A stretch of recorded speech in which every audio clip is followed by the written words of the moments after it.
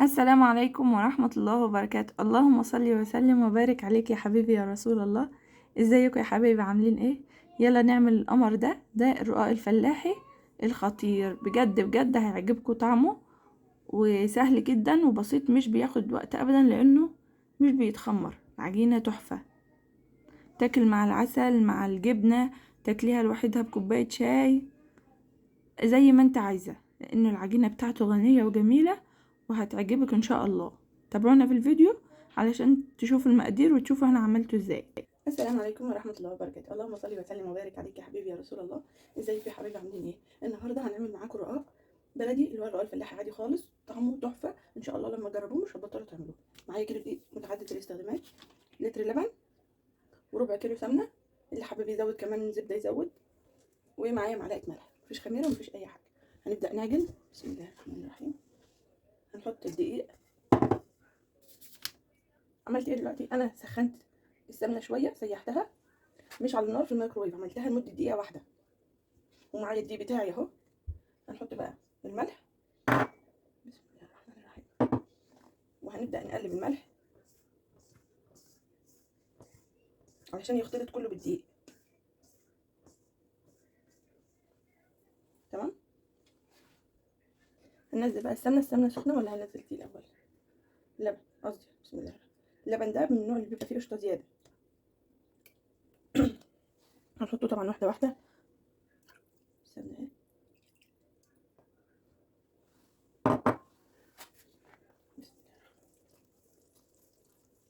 ممكن تضيف اللبن برضو زي ما انت حابة.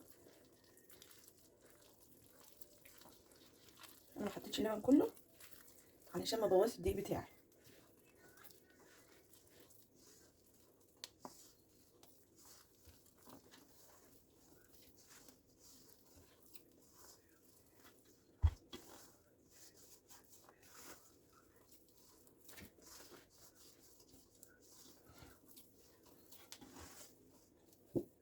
انا كده تقريبا اخدت 3/4 لتر اللبن، وطبعا هنزوده شويه بشويه. ما بتحطش زيت، ما بتحطش زيت خالص، الزيت وحش، ما بيبقاش كويس. ما هنحط الرقاق ده حاجه بسيطه قوي. والقشطه اهي عليه من جوه.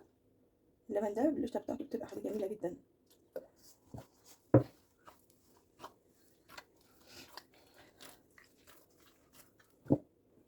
الكيلو اخد معايا 3/4 كيلو لبن، كيلو دقيق.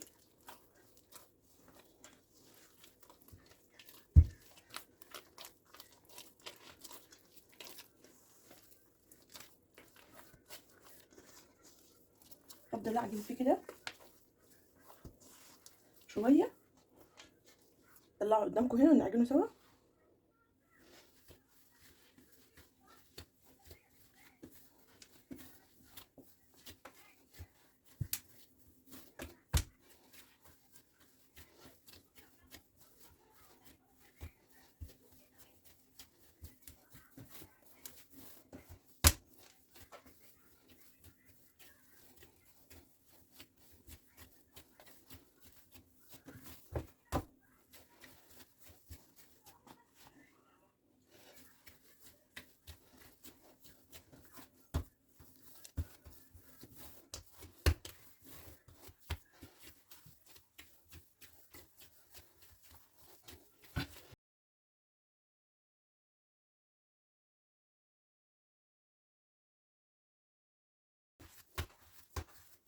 عجينه ناعمه حلوه جدا. هنسيبها بقى تريح شويه. هي ما فيهاش خميره ومش هتخمر معايا. نسيبها تريح وبعدين نرجع نقطعها ونشوف هنعملها ازاي في البوتاجاز في الفرن.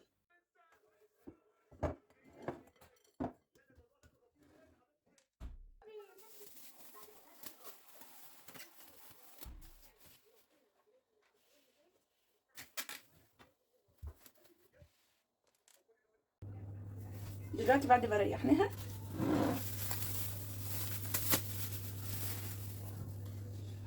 هنبدا بقى ايه، نقطعها على نكورها يعني.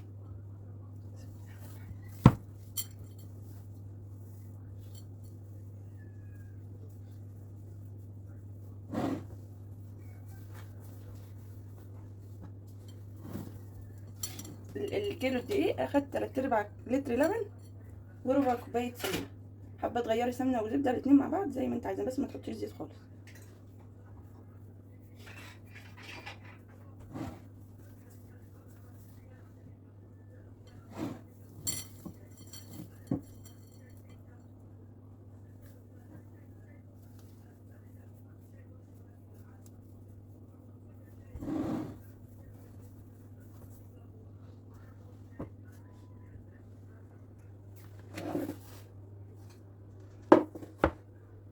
بعد ما عملتهم حاولت اخلي بقى كل واحده قد التانيه، مش بالظبط قوي يعني، بس حاولت.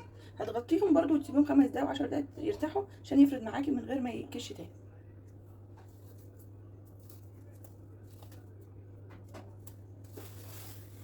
باي كيس نضيف بقى عندك استخدميه.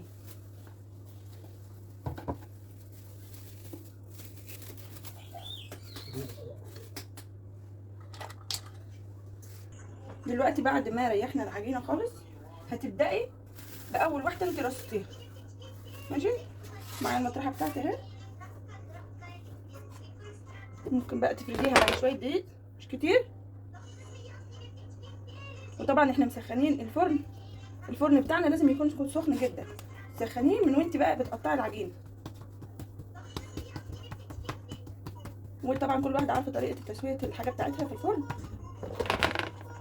هتبداي بقى تفردي. بسم الله الرحمن الرحيم. وكل ما تريحي اكتر هتفرد معاكي بسرعه. ممكن تستخدمي مكنه الخبيز بتاعتنا وتعمليه طويل، او بايه بالمطرقه تفضلي ترقيه كده.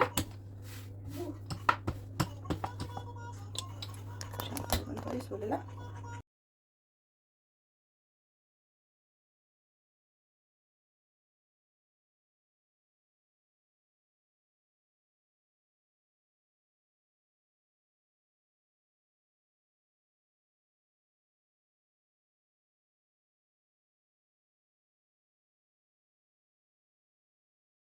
هنا انت ممكن تعمليه بايديكي، تبططيه بس بايديكي او بالنشابة، او تعمليه على مكنة العجين اللي هي الفرادة بتاع مكنة الخبيز. هيبقى سهل جدا ان شاء الله، وهيعجبك طعمه جدا فظيع. طعمه حلو قوي يا جماعة. وكل ما تسيبي العجينة ترتاح معاكي هتفرد معاكي بسرعة ومش هتغلبك ابدا. وكانت فعلا سهلة جدا. ان شاء الله الطريقة تعجبكم، واللي يجربه يكتب لي. ولو عجبكم برضو اكتبولي، ما عجبكوش برضو اكتبولي اي حاجة.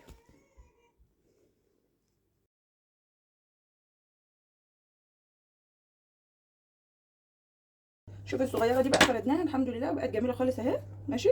ورقيقه جدا. هندخلها الفرن دلوقتي. بعد ما دخلتها الفرن على طول اهو.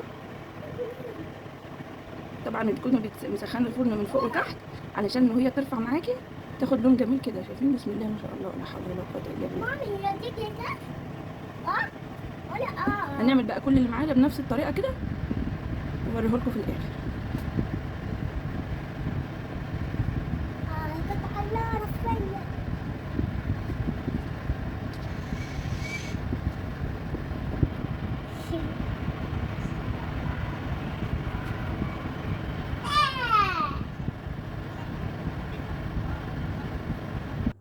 تبداي بقى تفردي.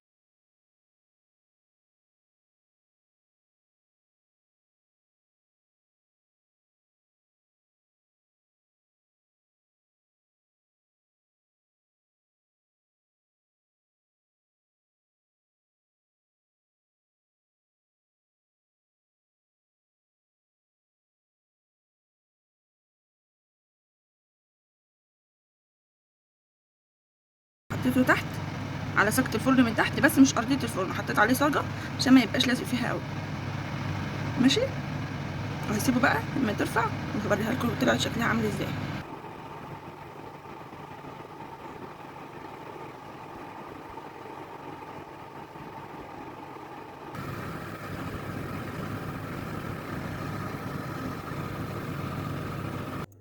طلعت جميله خالص اهي يا جماعه. كمل بقى كله بقيه الطريقه وارجع لكم تاني.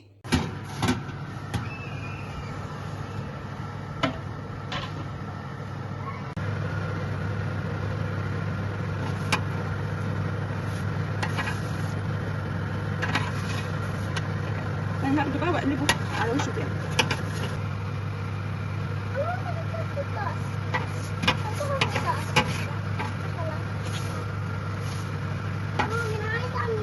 وبكده يا جماعه اكون خلصت. بسم الله الرحمن الرحيم. ده الرقاق بتاعنا، الرقاق الفلاحي جميل جدا. بصي كله طري وممتاز وريحته وطعمه جميل قوي. انا بحب احطه على الايه، وش الجميل اللي اخد لون، بياخد لون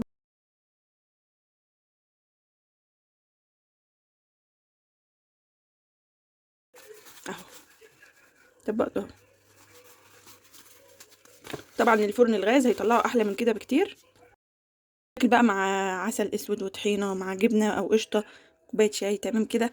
ويا صباح الفل عليكم، والف الف هنا للي جربه، وان شاء الله هتعجبك الطريقه، باذن الله هيطلع معاكي ناجح من اول مره. والسلام عليكم ورحمه الله وبركاته.